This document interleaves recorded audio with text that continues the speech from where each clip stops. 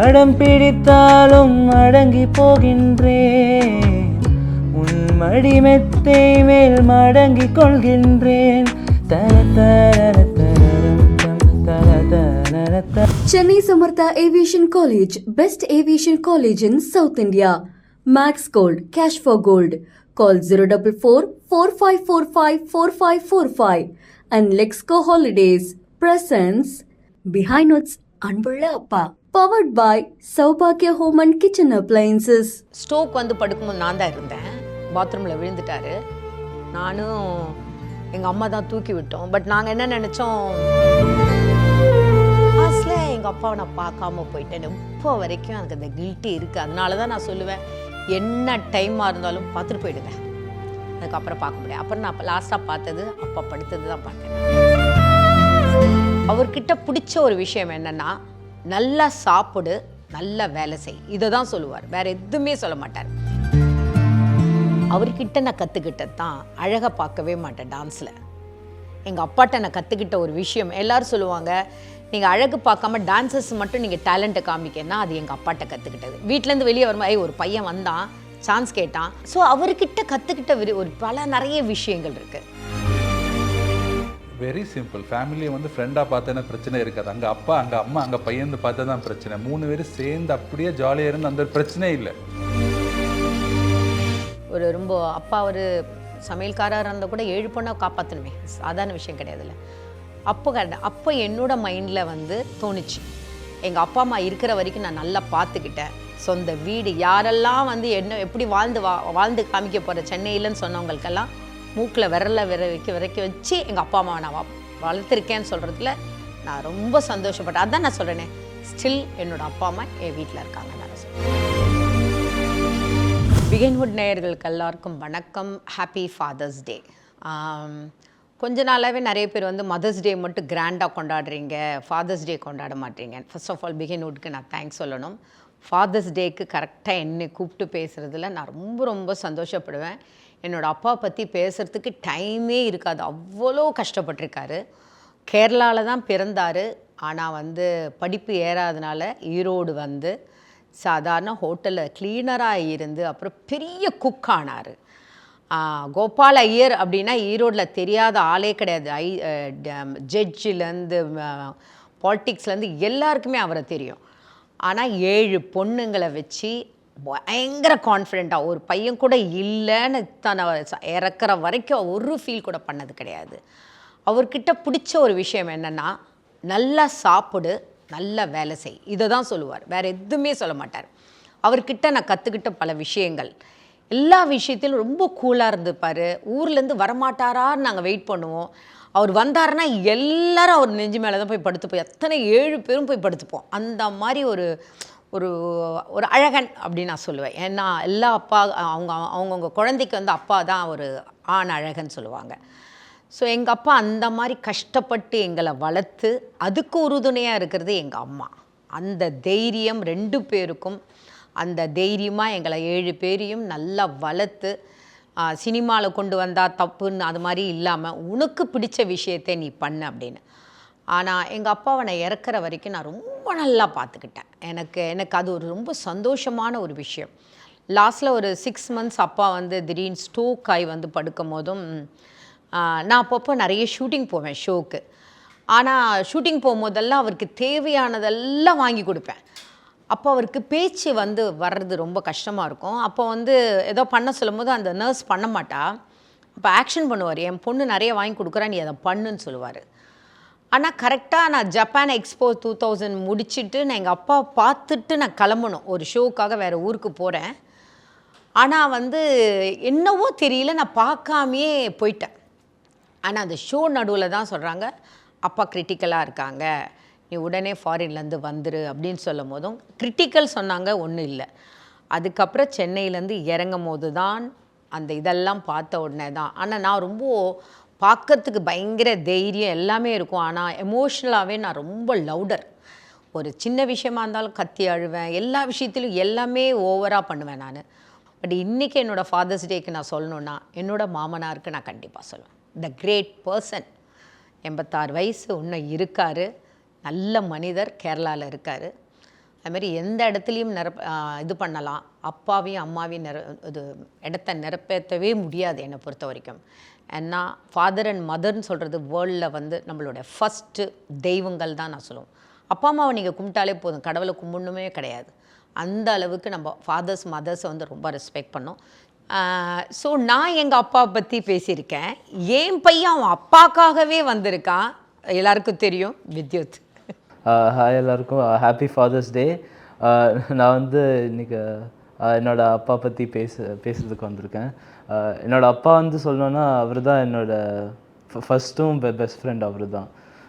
காலேஜில் இருந்தால் ஏதோ நடந்துச்சுன்னா நான் அவர்கிட்ட தான் பேசுவேன். ஏதோ இப்போ புதுசாக நான் வந்து ஏதோ பாட்டு இப்போ படம் எல்லாம் பார்த்தேன்னா அவர்கிட்ட தான் பேசுவேன், அவரை சஜஸ்ட் பண்ணுவேன். அவர் தான் என்னோடய பெஸ்ட் ஃப்ரெண்ட். நான் வந்து ரொம்ப பயமாக இருந்தால் நான் அவர்கிட்ட தான் பேசிவிட்டு எனக்கு இன்னும் கொஞ்சம் நிம்மதியாக இருக்கும். அவர் ரொம்ப ரிலாக்ஸ் டைப், அவர் ரொம்ப ஃபன்னு. எனக்கு சில நேரம் ரொம்ப டென்ஷன் ஆகிடும். அவர்கிட்ட பேசினா உடனே எனக்கு உள்ள கொஞ்சம் காம் ஆகிடும், ரிலாக்ஸ் ஆகிடும், ரொம்ப ஜாலியாக எடுப்பார் லைஃபு. அதனால நானும் அப்படி மாதிரி இருக்கணும்னு அவர் என்ன. பட் அவங்க 2 பேரும் பயங்கர க்ளோஸ். அப்பாவும் பையனும் வந்து வெரி வெரி க்ளோஸ். என்கிட்ட சொல்லக்கூடாத விஷயங்கள்லாம் அவங்க 2 பேருமே பேசிப்பாங்க. ஏன்னா நான் ரொம்ப டென்ஷன் பார்ட்டி இல்லை. ஸோ என்கிட்ட எதுவுமே சொல்ல மாட்டான். அவங்க 2 பேருக்குள்ளே சீக்கிரட்டாக வந்துட்டு அதுக்கப்புறம் கொஞ்ச நாள் கழிஞ்சு உனக்கு தெரியுமா இது நடந்தது அப்படின்னு சொல்லுவாங்க. கலா மாஸ்டரை வந்து நாங்கள் நிறைய இடங்களில் நல்லா ஜாலியான ஒருத்தவங்களா பார்த்துருக்கோம். அப்பா எப்படி வீட்டில்? வீட்டில் அப்பா ரொம்ப ஜாலியாக தான். காமெடி தான். அவர் ஏதோ அவரோட டென்ஷன் வந்து ரொம்ப பட மாட்டார். ஏதோ நடந்துச்சுன்னா கொஞ்சம் டென்ஷன் படுவார். ஆமாம் ஷார்ட் அது. ஆனால் அவர் எப்போவுமே ரிலாக்ஸாக தான் இருப்பார். சப்போஸ் ஏதோ நடந்தால் அவர் நல்லா காமாக அவர் ஹேண்டில் பண்ணுவார். அவர் அப்பா ஹீரோவா வில்லனா? ஹீரோ. கலா மேம், உங்ககிட்ட ஒரு சில கேள்வி கேட்கணும் அப்படின்னு நினைக்கிறேன். அப்பா வந்து எப்போவாவது வருவார், ஆனால் 7 பிள்ளைகள் இருப்போம். அப்பா வந்தார்னா அந்த நெஞ்சு மேலே போய் சாஞ்சிக்கலாமாங்கிற ஒரு ஏக்கம் இருக்குன்னு சொன்னீங்கல்ல. ஒரு கட்டத்தில் அப்பா இல்லாதப்போ இனிமேல் யார் மேலே சாய்வோங்கிற கேள்வி என்னைக்காவது உங்களுக்குள்ளே வந்தால் உடஞ்சு 100% இருக்கும். 100% இருக்கும். நீங்கள் இப்போ சாயிறதுன்னு சொல்லும் போதே எனக்கு கண்ணில் தண்ணி வருது. அப்பா நெஞ்சில் சாயிற மாதிரி எதுவுமே கிடையாது. எப்படின்னா எங்கள் அப்பா வந்து ரொம்ப ஜாலி. இப்போது வித்யுத் சொன்ன மாதிரி மகேஷ் ரொம்ப ஜாலியாக இருக்கிற மாதிரி எங்கள் அம்மா ரொம்ப ஸ்ட்ரிக்ட்டு. ஆனால் எங்கள் அப்பா ரொம்ப ஜாலி. நான் சொன்னேன், என்னது அம்மா இப்படி கத்துறாங்க? விட்ரி, உங்கள் அம்மா தானே கத்துறாங்க அப்படின்னு. ஆனால் அப்பாவுக்கு ஒரு டென்ஷன் இருக்காது வாழ்க்கையில். ஆனால் அந்த நெஞ்சில் சாஞ்சி அந்த அணைக்கிற விஷயம் இருக்குது பார்த்தீங்களா, அந்த இது வந்து லைஃப்பில் எதுவுமே வராது, எத்தனை ஜென்மம் இருந்தாலும். அதனால தான் நான் எப்பயுமே சொல்லுவேன், அப்பா இருக்கிற வரைக்கும் அப்பாவை நல்லா பார்த்துக்கோங்க. இல்லாத டைமில் நாங்கள் இப்போ ஒவ்வொரு செகண்ட் நாங்கள் ஃபீல் பண்ணுறோம். என்ன வயசானாலும் சரி, 80 வயசாக இருந்தாலும் அவங்க அப்பாவுக்கு அப்பா தான், 60 வயசானாலும் அப்பாவுக்கு அப்பா தான், 19 வயசாக இருந்தாலும் அப்பா தான், தன்னோட பசங்க தான். ஸோ அந்த இடத்த யாராலையும் நிரப்ப முடியாது. இன்றைக்கி கூட நான் சொன்னேனே, இன்றைக்கி நான் ஃபேஸ்புக்கில் போடும்போது என்ன அறியாமல் எனக்கு ரொம்ப எப்பயுமே நான் இப்போனா எங்கள் அம்மாவோடைய டேட்டூ பண்ணிட்டேன். பட் எனக்கு கில்ட்டியாக இருந்துகிட்டே இருக்குது. இப்போ கூட நான் எங்கள் ஃபேமிலியோட வியட்நாம் போயிருந்தேன்.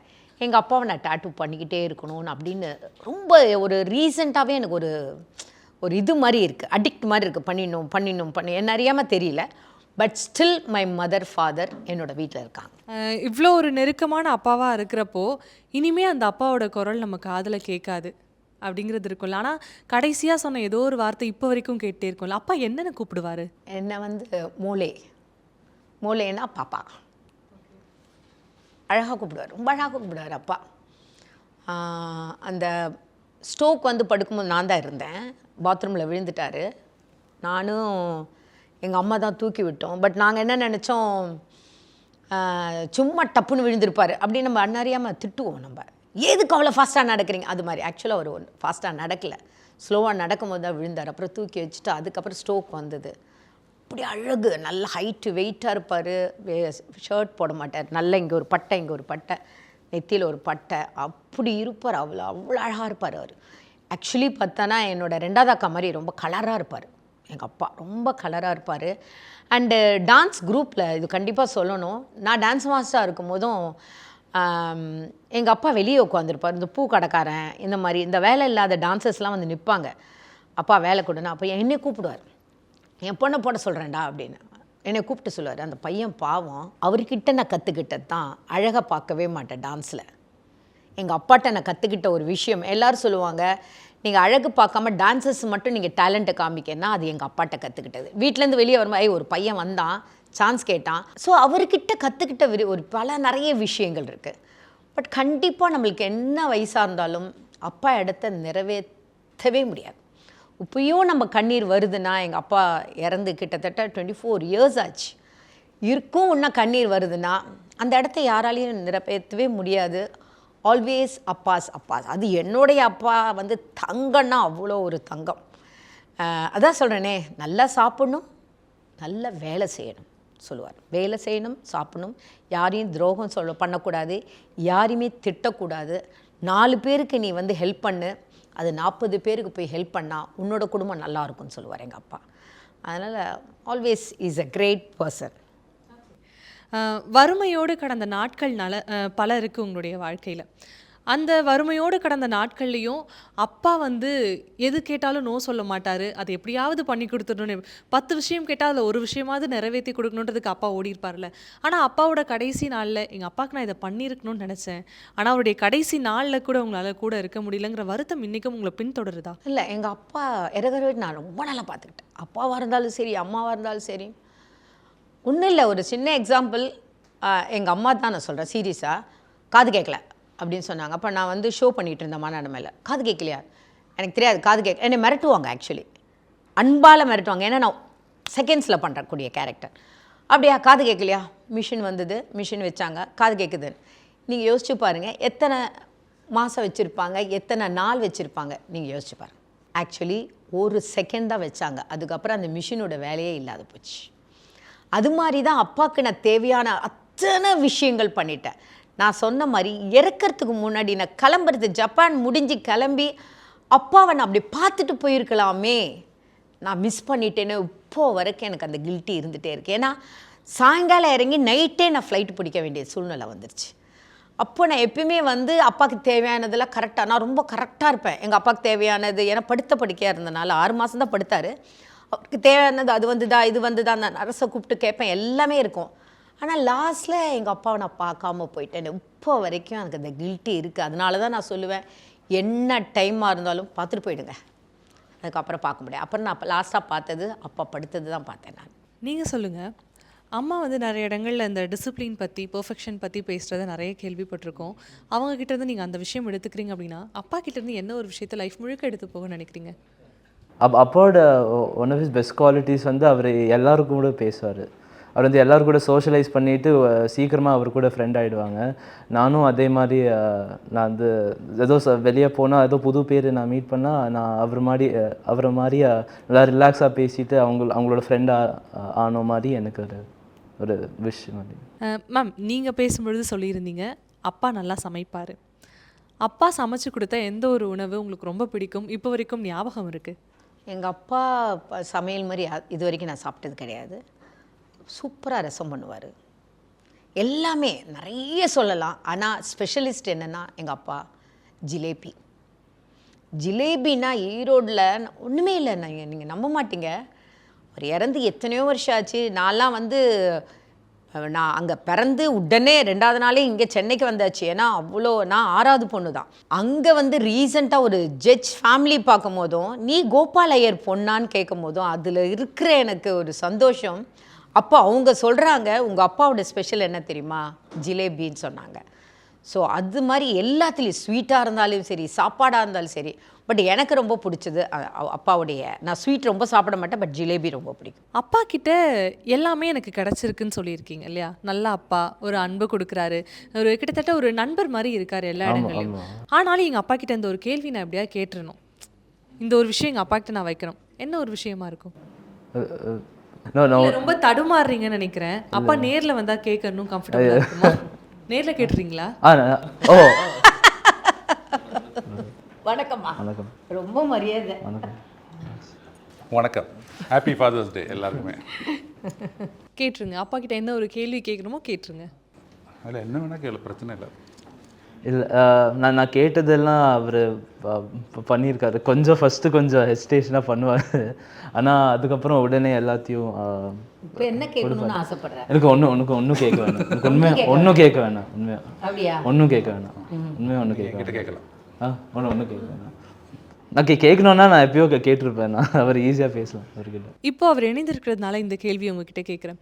அப்பாவோடைய இடத்த யாராலையும் நிரப்ப முடியாது, இது எல்லாருக்கும் தெரிஞ்ச ஒரு உண்மைதான். ஆனாலும் அந்த கணவர் அப்படிங்கிற ஒரு விஷயம் ஒரு பெண்ணோட வாழ்க்கையில் வந்ததுக்கப்புறம் எல்லாருக்கும் ஆசை இருக்கும்ல, என்னுடைய கணவர் அப்பா மாதிரி இருக்கணும் அப்படின்னு சொல்லி.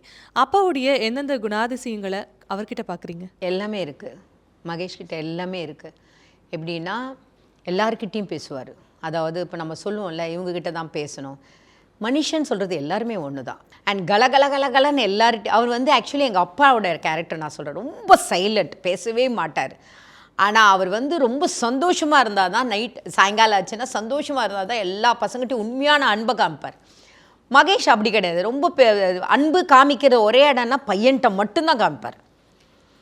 எங்கள் அப்பாவும் அன்பை காமிக்கிறது எங்கள் எங்ககிட்ட மட்டும்தான் காமிப்பார். வெளியே காமிக்க தெரியாது எங்கள் அப்பா. அதே தான் மகேஷுக்கு. மகேஷ்கிட்ட எனக்கு பிடிச்ச ஒரு விஷயம் என்னென்னா, பையனை நல்லா பார்த்துப்பார். அதுதான் வேணும் வாழ்க்கையில் நம்மளுக்கு. வேறு இப்போ நம்ம ஓடி ஓடி வேலை செய்கிறோம், அப்படி பண்ணுறோம் அப்படின்னா எல்லாமே குழந்தைங்களுக்காக தான் பண்ணுறோம். அதுக்கு நல்ல ஒரு ஹஸ்பண்டாக, அவனுக்கு ஒரு நல்ல ஒரு ஃபாதராக இருக்கணும்னா அது மகேஷ்க்கு ஃபுல் அண்ட் ஃபுல்.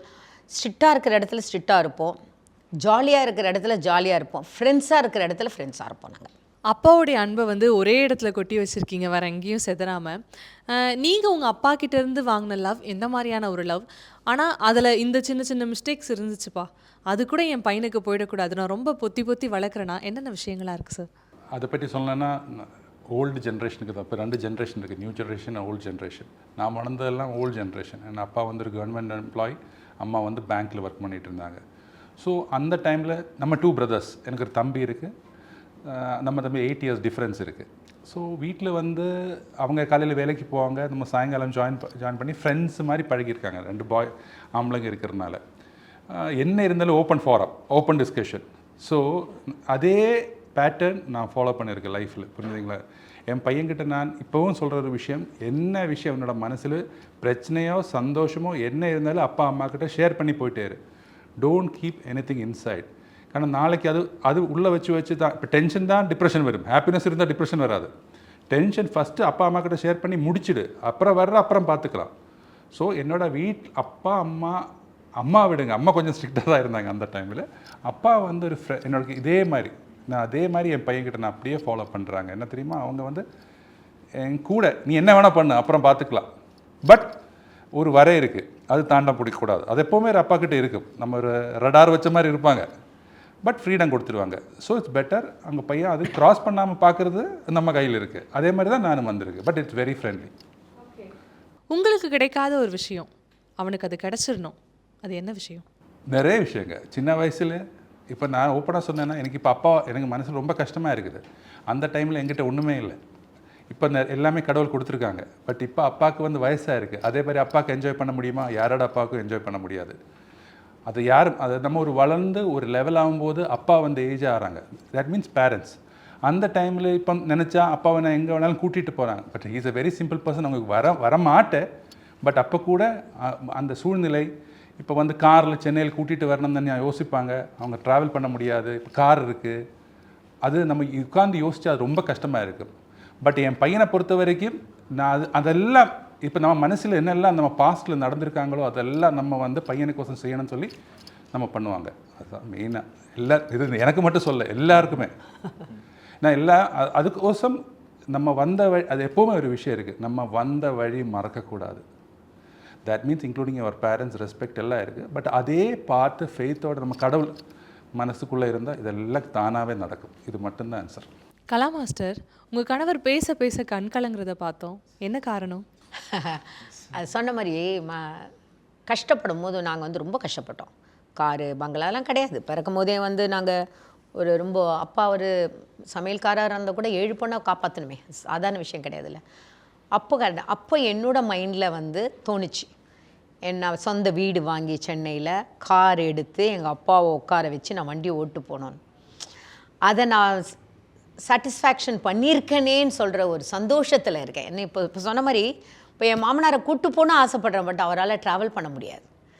ஆனால் எங்கள் அம்மாவையும் சரி எங்கள் அப்பாவையும் சரி நான் எல்லாமே எங்கே ஃபாரின் போனாலும் கூட்டு போயிடுவேன். எங்கள் அம்மா பார்க்காத ஃபாரினே கிடையாது. ஆனால் எங்கள் அப்பாவுக்கு பிடிக்காது.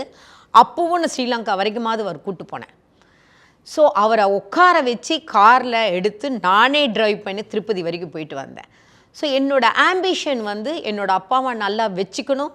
அவங்கள வந்து நான் சொந்த சென்னை, அதாவது நாங்கள் கேரளாவாக இருந்தாலும் ஈரோடில் பிறந்து வளர்ந்தாலும் சரி, சென்னையில் வரும்போதும் எங்கள் அம்மாவை நிறைய பேர் இருந்துச்சு, என்ன 7 பொண்ணை வச்சு இவ சென்னைக்கு போகிறாளா அப்படின்னு. ஏன்னா எங்கள் 2வது அக்கா ரொம்ப அழகாக இருப்பாங்க. லலிதா பத்மினி அவங்க ட்ரூப்பில் தான் டான்ஸ் பண்ணிகிட்டு இருந்தாங்க.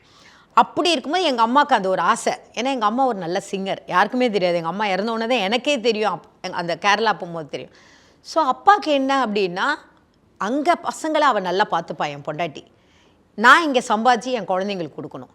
அப்படி இருக்கும்போது நான் என்ன நினச்சேன்னா, எனக்கு இந்த இடத்துல ஒரு வீடு வாங்கணும், காரில் எங்கள் அப்பா அம்மாவை கூப்பிட்டு நான் ட்ராவல் பண்ணணும். அந்த ஆசையை நான் நினச்சேன். ஆனால் வந்து ஹாப்பியாக நான் பண்ணியிருக்கேன்னு சொல்றதுல நான் ரொம்ப சந்தோஷமாக இருக்கேன். ஒரு பொண்ணோட லைஃப்பில் வந்து கணவர் எவ்வளோக்கு எவ்வளோ முக்கியமோ அந்த அளவுக்கு ஒரு குடும்பம் அப்படின்னு எடுத்துக்கும் பொழுது ஒரு அப்பாவாக ஒரு ரெஸ்பான்சிபிலிட்டி இருக்குல்ல. ஒரு வீட்டில் இருக்கும் பொழுது அம்மாவை பற்றி இந்த சமூகம் நிறைய பேசும், நிறைய கொண்டாடும். அந்த அப்பாவுடைய ஜேர்னி, அந்த வலி வேதனையை நிறைய பேச மறந்த காலங்களும் உண்டு. நீங்கள் என்ன நினைக்கிறீங்க அப்பாவுடைய ரோல்? இல்லை, அது நிறைய பேர் நீங்கள் பார்த்தீங்கன்னா அம்மா அம்மா அம்மான்னு சொல்லுவோம். அம்மா இல்லாத அப்பா இல்லை, அப்பா இல்லாத அம்மா இல்லை. அம்மா வந்து பொத்தி பொத்தி வளர்ப்பாங்க, அப்பா கொஞ்சம் ஸ்ட்ரிக்டாக வளர்க்குறனால அப்பாவை நிறைய பேருக்கு வந்து கொஞ்சம் டிஸ்டன்ஸ் மெயின்டைன் பண்ணுவாங்க. பட் என்னை பொறுத்த வரைக்கும் அப்பா அம்மா 2 பேருமே ஈக்குவல் தான். அம்மா இல்லாத கஷ்டம், அப்பா இல்லாத கஷ்டம். ஏன்னா ஃபஸ்ட்டு அப்பா விட்டு போகும்போது ரொம்ப ரொம்ப நாங்கள் அப்படியே நொந்து போயிட்டேன் நான். ஸோ ஃபாதர்ஸை பற்றி கண்டிப்பாக நம்ம நிறைய விஷயங்கள் பேசணும். ஏன்னா ஃபாதர்ஸ் டே வந்தது அப்படின்னா 100% நம்ம ஃபாதர்ஸ்க்கு அந்த ரெஸ்பெக்ட் கொடுக்கணும். பட் அன்றைக்கி அந்த ஃபாதர்ஸ் டேக்கு மட்டும் கொடுக்கக்கூடாது, டெய்லி அந்த அப்பாவுக்கு கொடுக்கணும். இப்போ எல்லோரும் என்ன பண்ணுறாங்க, ரிட்டையர் ஹோம்ஸில் போய் அப்பா அம்மா போய் விட்டுறாங்க. என்னை பொறுத்த வரைக்கும் எங்கள் அப்பா அம்மா நான் நல்லா, என்னை பொறுத்த வரைக்கும் ஐம் ஸோ ஹாப்பி, நல்லா பார்த்துக்கிட்டேன். இன்க்ளூட் நான் நைட் ஷூட் முடிஞ்சு 2 மணிக்கு என் தங்கச்சி ஃபோன் பண்ணா, அம்மா கோவமாக இருக்கான். ஏன்னா 2 நாள் பார்க்கலான்னு நாங்கள் 2 பேர் லவ்வர்ஸ். அம்மா கோவமாக இருக்கான். நான் 2 மணிக்கு வண்டி எடுத்து எங்கள் அம்மாவை பார்த்துட்டு உடனே காலைல பார்த்தா ஃப்ரெஷ் ஆகிடுவாங்க. ஜுரம் கிடையாது, ஒன்றும் கிடையாது, எல்லாம் சரியாயிடும். ஸோ அந்த மாதிரி ஒரு பொசசிவாக இருந்தவங்க எங்கள் அப்பாவும் சரி எங்கள் அம்மாவும் சரி. அது பர்டிகுலராக என்கிட்ட ரொம்ப இதாக இருந்தாங்க அம்மா. அண்ட் அப்பா வந்து எல்லாருமே ஈக்குவலாக தான் பார்ப்பார். அண்ட் லாஸ்ட்டில் என்னை நல்லா பார்த்துக்கிட்டார். நான் அவரை நல்லா பார்த்துக்கிட்டனால என் பொண்ணு சம்பாதிக்கிறான், அவள் எல்லாம் பண்ணுறால, எனக்கு பண்ணு நீ அப்படின்னு ஆர்டர் போடுவார். அது ரொம்ப சந்தோஷமாக இருக்குது. எனக்கு கடவுள் பொறுத்த வரைக்கும் எங்கள் அப்பா அம்மா இருக்கிற வரைக்கும் நான் நல்லா பார்த்துக்கிட்டேன். சொந்த வீடு, யாரெல்லாம் வந்து என்ன எப்படி வாழ்ந்து காமிக்க போகிற சென்னையிலன்னு சொன்னவங்களுக்கெல்லாம் மூக்கில் விரக்க வச்சு எங்கள் அப்பா அம்மாவை நான் வளர்த்துருக்கேன்னு சொல்கிறதுல நான் ரொம்ப சந்தோஷப்பட்டேன். அதான் நான் சொல்கிறேனே, ஸ்டில் என்னோடய அப்பா அம்மா என் வீட்டில் இருக்காங்கன்னு தான் நான் சொல்லுவேன். அப்பா வந்து பொண்ணை பார்த்து பார்த்து வளர்ந்த காலத்தை தாண்டி அப்பாவை நான் இப்படி பார்த்துருக்கேன் அப்படின்னு சொல்கிறது ரொம்ப அழகான ஒரு விஷயமா இருக்குது. சார், நீங்கள் சொல்லுங்கள், தனக்குன்னு ஒரு ஃபேமிலி, ஒரு குடும்பம் அப்படின்னு அமைஞ்சதுக்கப்புறம் அப்பாவுடைய கையை விட்டு தனியாக ஒரு குடும்பத்தை அமைக்கிற அளவுக்கு அப்பா அவங்கள வளர்த்துருக்காரு. குழந்தையாவே பார்த்துருப்பீங்கல்ல, எத்தனை வயசானாலும் அவங்களுக்கு ஒரு குழந்தைங்கிறப்போ அவனுக்குன்னு ஒரு குடும்பம் அதெல்லாம் வரும்பொழுது அவனை எப்படி வச்சு பார்க்கணும்? அப்பயும் கைக்குள்ளே தானா, இல்லைடா தனியாக போ, வாழ்க்கை என்னன்னு கற்றுக்கோன்னு அனுப்பி வைக்க பார்ப்பீங்களா? இது நாங்கள் 2 பேரும் பேசுனது தான். இது நம்ம வந்து it's too early to talk. Actually இந்த டாப்பிக்கு வந்து அவன் வந்து வளரட்டும். Nowadays kids are independent. இப்போ நமக்கு வந்து அவங்ககிட்ட ஒன்றும் சொல்ல முடியாது. அவங்க வளருவாங்க, அவங்க பேசுவாங்க. they are taking decision and they are taking their own route. நம்ம என்ன பண்ணலாம், அவங்கள வந்து காப்பாற்றலாம், அவங்கள வந்து சரியோ தப்போ சொல்ல முடியும்.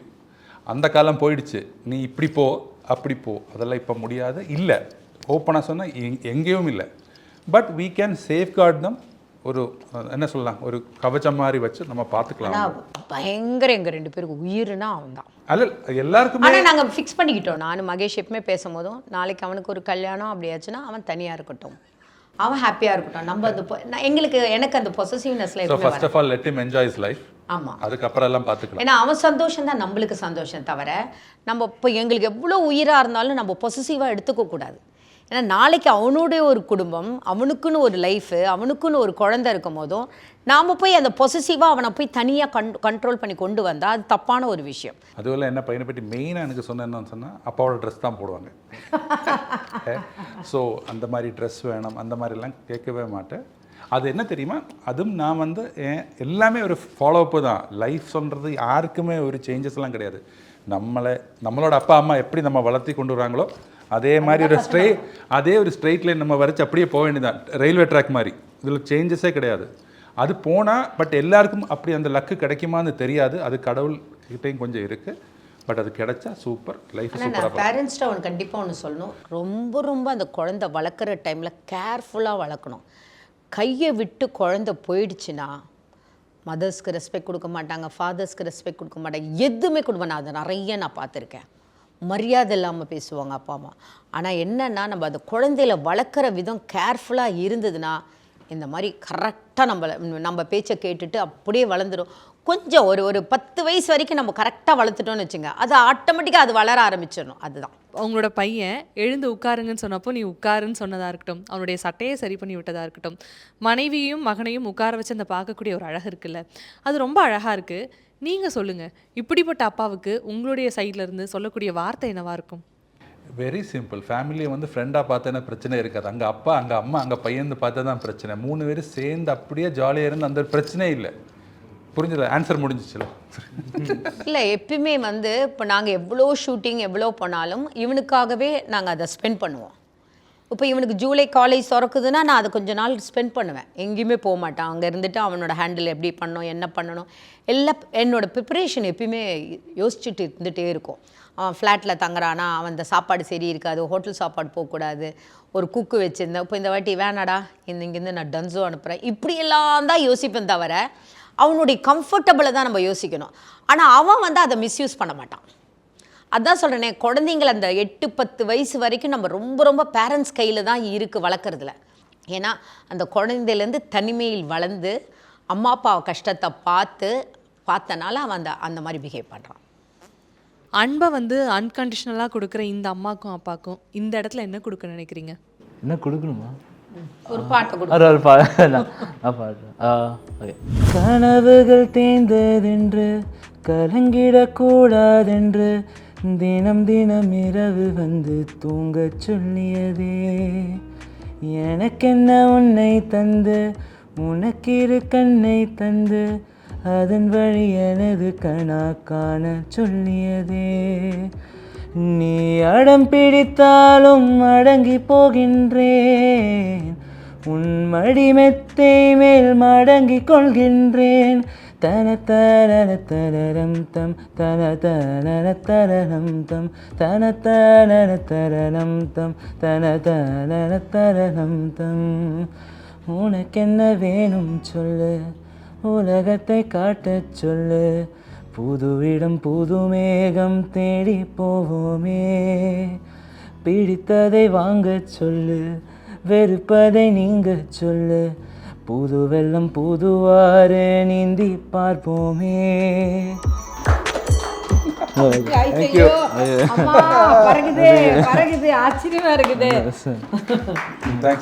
Behind Woods அன்புள்ள அப்பா title sponsor Chennai Samirtha aviation hotel management nursing. ஈஸியா படிங்க சாலரியோட. உங்க தங்க நகையை விற்று பணம் பெற max gold call 044-4545-4545. Max gold cash for gold. Let's go holidays, travel beyond boundaries. Powered by Saubhagya Home and Kitchen Appliances. Chennai Samartha Aviation College, best aviation college in South India. Max Gold, cash for gold. Call 044-4545-4545. And Lexco Holidays presents Behind Woods Anbulla Appa. Powered by Saubhagya Home and Kitchen Appliances.